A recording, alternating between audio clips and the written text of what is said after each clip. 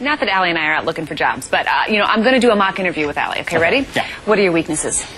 My looks are distracting to those around me. And your charm can overwhelm the room. This is apparently the question that gets everybody when you're in a job interview. You know, last week we talked about resumes, things you shouldn't use, catchphrases that you shouldn't use on your resume. Don't use team players. Let's talk about an interview. We're going to be talking to Brad Karsh. I think he's with us now from Chicago. Brad is a recruiting expert who has interviewed thousands of people. He's the founder and president of JobBound, a job preparation service, and he's the author of a book called The Confessions of a Recruiting Director. So you have heard it all, Brad. Is that a big problem, that weakness question?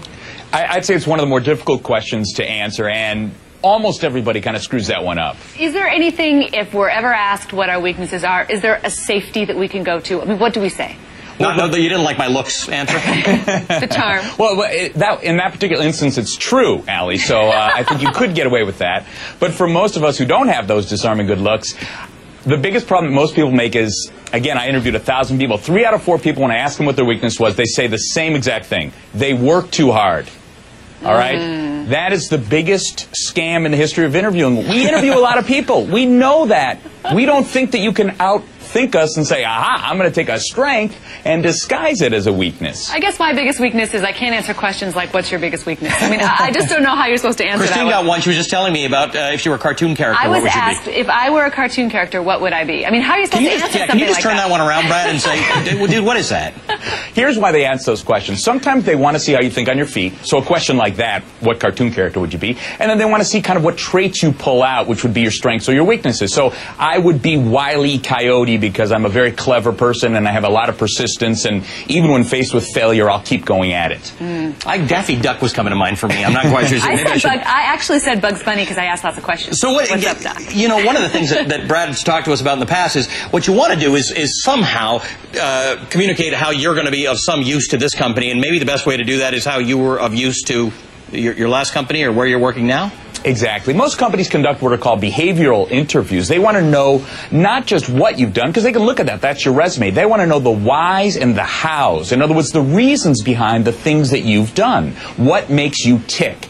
The thought being that if you did something incredibly successful, if you have a wonderful work ethic, if you succeeded in your past jobs, you'll do that in your future jobs.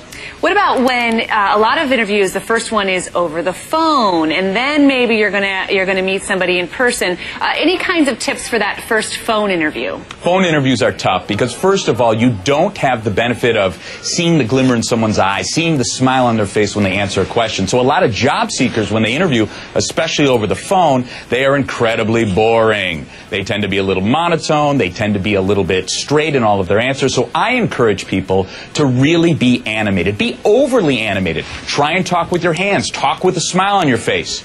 Make sure no one's in the room with you because you'll look like a fool, but it makes a difference over the phone.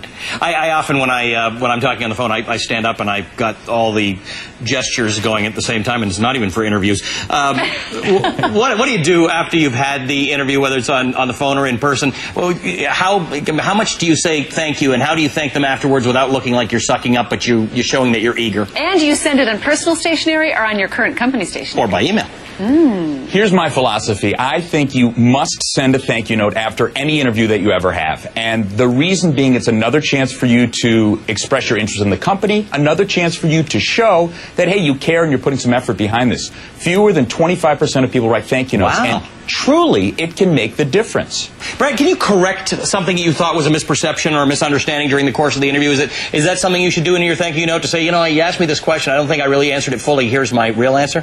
You can, but you have to walk that fine line between being defensive and being a little bit more explanatory. So you don't want to come off really, really defensive, but if you feel like they said something to you like, well, you know, we had a lot more seasoned candidates than you, I'm not sure that you have as much experience, you could in your thank you note then say, well, even though I don't have the same number of years of experience as those around me that are interviewing, I have this, this, and this that makes sense. Brad, quickly, there's a whole list of questions that your interviewer is not supposed to be asking you. And what are you supposed to do if somebody asks you, so do you have any children? Are you thinking of having children? Are you married? Are you single? What's your national origin? If somebody asks you those kind of questions, what are you supposed to do? It's tough, because one option would be like, aha, that's an illegal question you can't answer. Ask me that. Well, of course you're not going to say that. I advise people to try and avoid it or even try and laugh it off. So, hey, are you planning to have a family? Well, you know, my husband and I have talked about some of those things, but we haven't come to any conclusions yet. Or, you'll be the first to know. You'll be the first to know. If you hire me, you'll be the first to know. Exactly.